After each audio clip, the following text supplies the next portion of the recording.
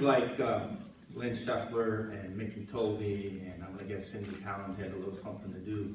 We need no enemies. This barrage of pictures and quotes and things like that was quite a shock, I have to say. I'm not sure why I was shocked. All week I kept saying, you know, Lynn hasn't texted me, hasn't emailed me. There's a little, it's just too quiet. Something's going on.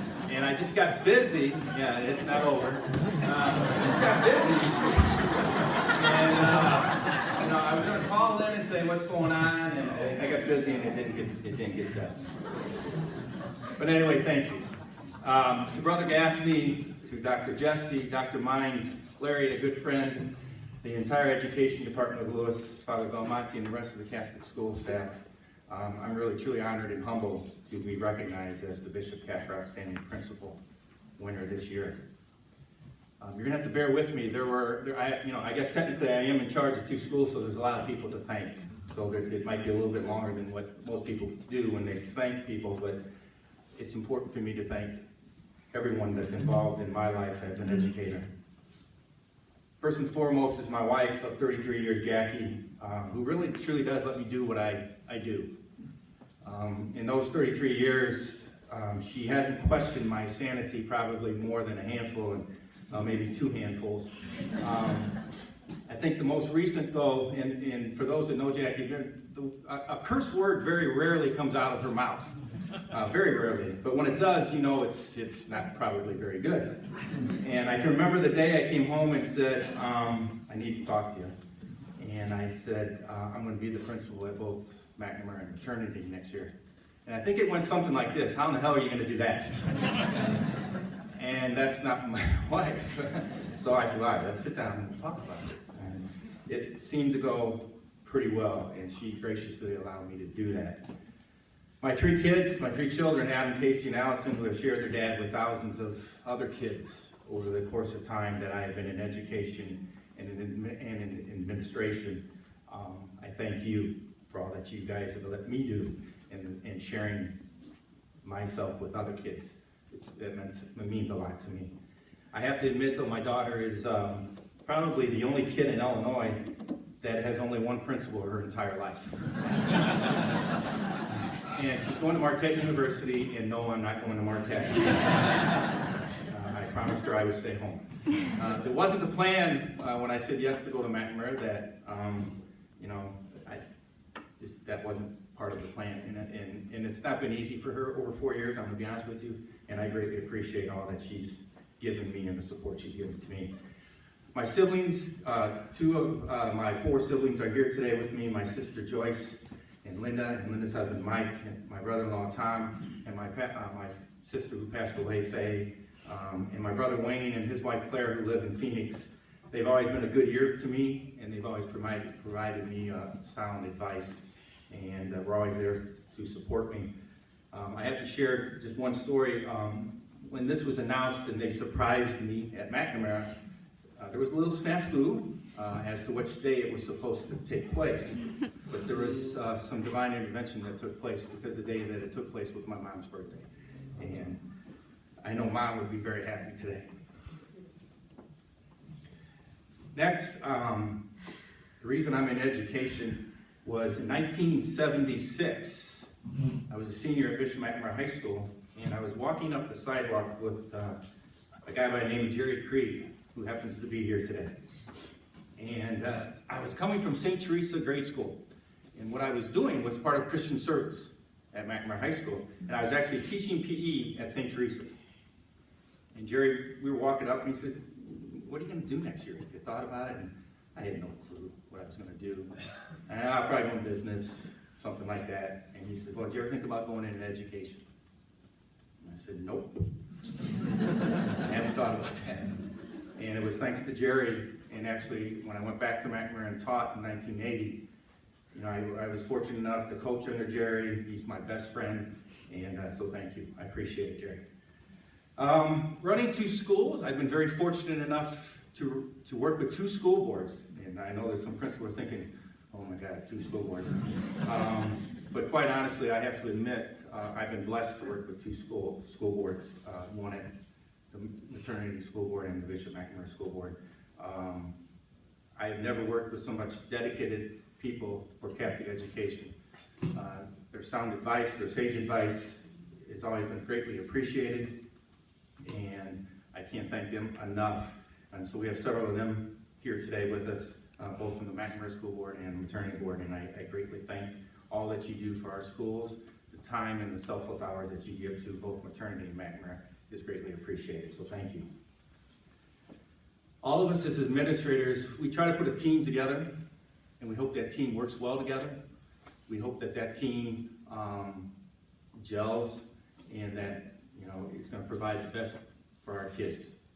And I've been very blessed to create and work with some people at both schools that are extremely dedicated to that cause, our kids. Especially the administrative team, first of all at McNamara, and they are here today. Sandy Malpasuto, Sister Maureen, Jack Roney, John Rudder, Tricia Supernaw, Emily Skelly, and Patrick Kennedy is the lone soldier back at the farm here running the school. And we'll probably go back and we'll be a different school than those guys. Those that work with us know exactly what I'm talking about. And then honestly, the true heroes of this whole year, where I'm working at two schools, is this leadership team that we put together at maternity. And they are Cheryl Beavis, Rhonda Smith, Chrissy O'Connor, and April Langlet. They really are the ones that should be up here receiving this award. It went pretty well first semester. I was able to kind of juggle things and spend some time at both schools, and I felt pretty good that things were going really well. And then in February, when we announced that we were going to regionalize our schools, I quickly realized that I'm now running 3 schools. And it became a little bit more difficult. And my time at maternity, unfortunately, hasn't been as frequent as I'd like it to be. But those 4 ladies has really stepped up and took control and have run that school just perfectly. And to you ladies, I say thank you. The last group that I need to say thank to is someone that's very dear and near to me, and that is the Viatorians. The Viatorians are the group of priests that are at maternity BDM, and if it wasn't for them, I'm not sure I would be in education as well, or in at least administration. I've told several principals that I've been very fortunate that I don't have to worry about the pastors because they get education, and they do. They truly get education. The first person I'd like to recognize is Father Jack Linan, who's not here, but Father Linan hired me in 2002. And I can remember sitting in the office at the rectory when he said, "All right, Terry, you're the guy." And he goes, "Why in the hell do you want to do this?" and I said, "Well, something's calling me." And I wasn't sure. I didn't know how to answer that. But actually, now in retrospect, I know what was happening. And Father Jack really, truly taught me how to be and what that term servant leader meant. And all of us that are administrators in here know exactly what I mean when we say servant leadership. He taught me how to serve like Jesus did when he came here. To be self-giving, to give to others. And thanks to Father Jack, that was instilled in me. However, along comes a man by the name of Father Jim Michaelitz, who was supposed to be here, and he's in the hospital with pneumonia, so we ask that you pray for him.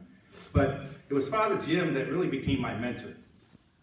Father Jim has a world of knowledge in education. He served as assistant superintendents of dioceses, principals, you name it. And he was assigned by the Viatorians to maternity my very first year there. And we developed a great friendship, but he was truly my mentor. And Father Jim was the one that truly taught me how to be an effective leader. And the most important thing that I learned from Father Jim was, and he never said, "All right, this is what you got to do." He listened. I can remember sitting in my office the number of times where I would be spilling my guts about something and saying, "What am I doing?" And he'd just sit back and listen, and then in his own way, he would come out with some type of recommendation that just made perfect sense. And what he taught me as an administrator, and all of us know in this room that are administrators, we have to be great listeners. And he truly taught me that, and for that I'll be forever grateful. And certainly last but not least is Father Pagini, our current pastor. He has taught me how to be a spiritual leader. He, through his words and his deeds and his direction in our parish and his kind and caring heart, he taught me what it meant to be a spiritual leader. There are time and time again where we may have some families that might fall behind with tuition or something like that, or if there's a problem at home. And they would go talk to Father, and I knew what was going to happen, you know, because he's, well, they got to pay their tuition. You know, we got to. And as soon as they go in there, he'd come back in there and say, it's okay, don't worry about it. And what happened was he would probably sit down, take out his own personal checkbook and write them a check to help them out through whatever difficult situation that they were going through. And that's Father Pagini. And again, all three of those men have shown me how to be the principal that I am, or the administrator that I am, and so thank you so much to the Viatorians and for all that they do. And of course, I would be remiss if I didn't mention all the administrators that are in this room. Dan, Corey, and Lisa, you know, you're just as deserving as anyone else in this room. There's probably more people than me that deserve this award because of your dedication to your given school. So thank you to all of you. To Father Bomani and the CSO staff for allowing me to bend an ear, probably more often than you want, for advice, for suggestions on how to do a given thing or how to handle a particular situation. To the high school principals that are sitting to my left, thank you. You took in a guy 4 years ago that was wide-eyed and had no clue really what he was getting himself into probably. And your advice, Marianne, allowing me to come up and spend the day at Montini and ask a ton of questions. Pam constantly giving me suggestions and advice, and Marianne and Steve. Thank you so much. I greatly appreciate it. I couldn't do it without you guys. We're servant leaders, but we're all here for one reason. You know, we have other constituents, we have alumni, we have parents, we have teachers, everybody, our communities. But the real reason we're here is our kids. And that's what it's all about. That's what gets me up in the morning, okay? And it gets me going to the schools. And I know that at some point in time there's going to be an interaction with some children. We all have great stories that we could tell about our kids. I'd just like to share a couple with you.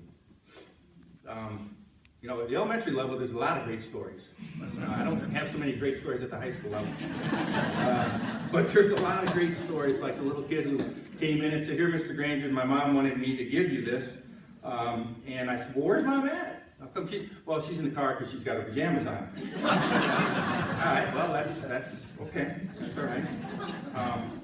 But just recently, I have to say that one of my favorite stories of all time at the elementary level, those of you that know me, I'm a pretty diehard White Sox fan.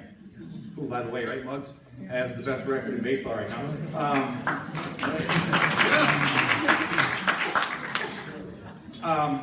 We had a couple kids on, it was last week, I think it was last Thursday or Friday, and it was last Friday, and I'm noted to give some kids a hard time if they have a Cub shirt on. And so it was a dress down day for Earth Day, and there was two little girls that were in 3rd grade, and they both had Cub shirts, and I said, "Oh, you guys, I'm just gonna have to give you a Saturday leave detention because you're wearing, a Cub shirt." And so they walk on, and I didn't think of anything of it. So Monday I'm back at maternity, and Isabel walks up. And she goes, "Mr. Granger, I couldn't serve my Saturday school on Saturday because I was at the White Sox game and I wanted to give you this." So I just told her she became my favorite MVM student, and she went away. So at the high school level, I do have one story that I'll never forget, and I need to share this with you guys. It was a year ago, December. It came to my knowledge, I guess, that we had a young man who was a junior, whose family had been living in a hotel. And they were just about ready to be, for lack of a better word, evicted from the hotel because they couldn't afford to pay anymore. So I called the young man into my office and said, "What's going on? How's things going?" And of course, just like any other proud junior boy, he wasn't going to tell me what was going on. Finally, after a conversation, we continued to talk, and I kind of continued to pry. He finally told me that things were very hard at home, and that, yes, we were living in a hotel, and yes, we're not sure what's going to happen next week. And I said, well, what's going on? And he says, well, we moved out of our house because my mom's boyfriend was beating her, and she was wanting to protect my brother and I. I said, okay. So he left, and I said, let me do some things, let me make some calls, and I'll see what I can come up with. So I called the local agency, and they were able to help the mom, provided her with a home for a time until they got themselves back on their feet, so to speak. Problem was, it was a home. And I thought, all right, that's great. We got them, a shelter, that's good. Now they can get back on their feet. Well, about a week later, I hear it was just a home. There were no beds. They had 2 lawn chairs. So, I get back, I call our faculty together at maternity, and McNamara, and I said, we have to do something. We have a young man here that, and I didn't obviously share who initially to everyone, but I said, we have to help this young man and his family. So that group of people, the faculty of McNamara, kicked into action. They themselves donated furniture. They themselves donated a Christmas tree. We had Jean's Day, to help the family. We brought them Christmas presents. We provided them a Christmas meal. The mom came in after all that we surprised her. We took her home one day, and she had no clue that we had done that. And we opened the door, and there was everything, and she was just a mess. And she came into school one day, still a mess, crying, and with appreciation and so thankful for us and what we have done. That's what we're about. Every one of us in here know that. That's what we're about. And if that's what makes me the person that I am, and that's why I do what I do. It's stories like that. It's the fun little things like this that keeps me going. And as I said, there are a great many people in this room that are just as deserving of this as I am, but I appreciate it. I knew Bishop Kaffer. I didn't know him as well as the person, but it was my understanding that he had a heart of a lion. And even though it was the heart of a lion, it was a very kind and caring heart. And so on that behalf, again, I say thank you, and thank you for the Diocese of Joliet for the opportunities that I've had here as administrator. So thank you very much.